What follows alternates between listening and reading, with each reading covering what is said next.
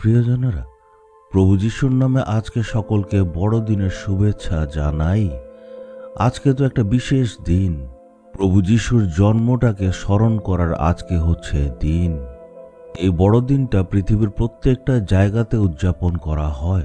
প্রত্যেকটা জাতি, প্রত্যেকটা ভাষাভাষীর লোকের আনন্দে উদযাপন করে। যে ঈশ্বর অদৃশ্য নিরাকার, যাকে কেউ দেখতে পারে না, সেই ঈশ্বর মানুষ রূপে পৃথিবীতে এসেছিলেন, এই দিনটাকেই আজকে উদযাপন করা হয়। জেরুসালেমকে বিশ্বের কেন্দ্র বলা হয়। এই জেরুসালেমে প্রভু যীশু খ্রিস্টের জন্ম হয়েছিল। এখন আমি বেথলেহেম শহরে আছি। এই বেথলেহেম শহরে যিশুর জন্ম হয়েছিল। আমরা জানি দাউদ রাজাও এই শহরেই জন্মেছিল। প্রভু যীশু এখানেই জন্মেছিলেন। এই জন্যই আমাদের গানে রয়েছে, বেথলেহেম শহরে যিশুর জন্ম হয়েছিল। এই বেথলেহেম শহরটাকে স্মরণ করতে আমরা এমন ধরনের গান গাই। আজকের দিনে প্রভু আপনাদের জন্য কি বার্তা রেখেছেন? লূক 2:11 আজ দাউদের নগরে তোমাদের জন্য এক উদ্ধারকর্তা জন্মগ্রহণ করেছেন, তিনি খ্রিস্ট প্রভু।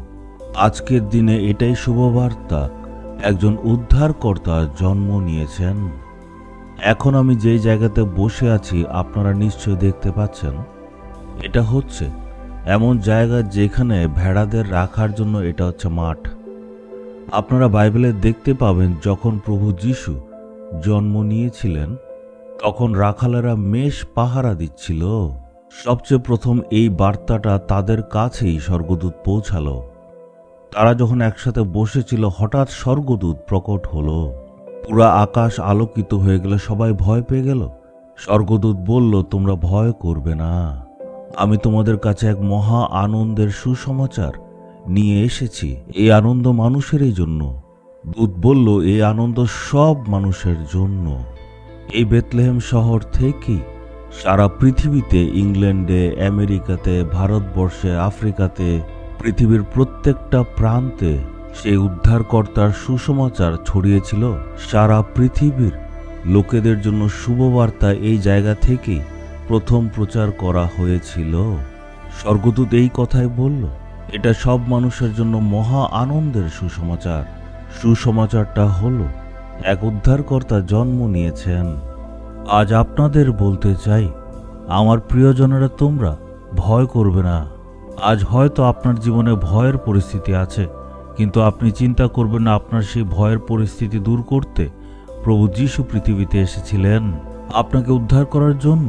আপনার পাপ থেকে, অভিশাপ থেকে, সব ভয় থেকে, সব রকম বিপদ থেকে, সব চাপ থেকে, এই সব থেকে আমাদের উদ্ধার করার জন্য যিশু উদ্ধারকর্তা রূপে এসেছিলেন।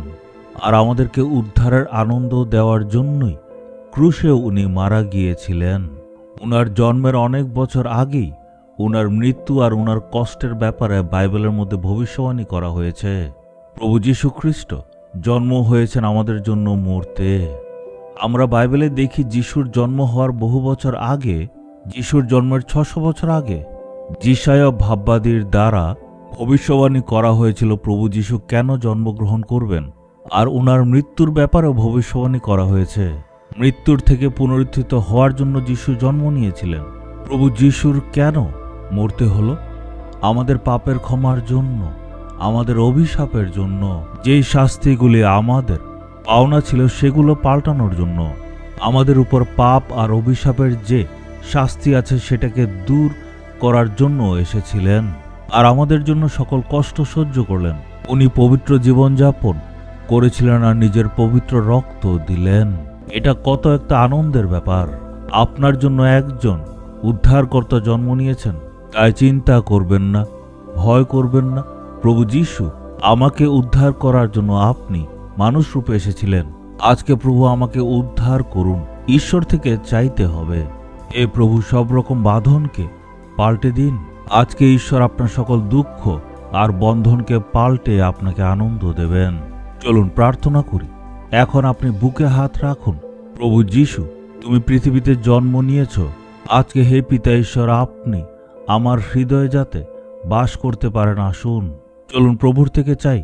হে পিতা, আজকে যারা এই প্রোগ্রাম দেখছে তাদের জন্য প্রার্থনা করি। তাদের সকল দুঃখকে পাল্টানোর জন্য হে ঈশ্বর, আপনি মানুষরূপে পৃথিবীতে এসেছিলেন, ক্রুশে মারা গেলেন আর তৃতীয় দিবসে আবার উঠলেন।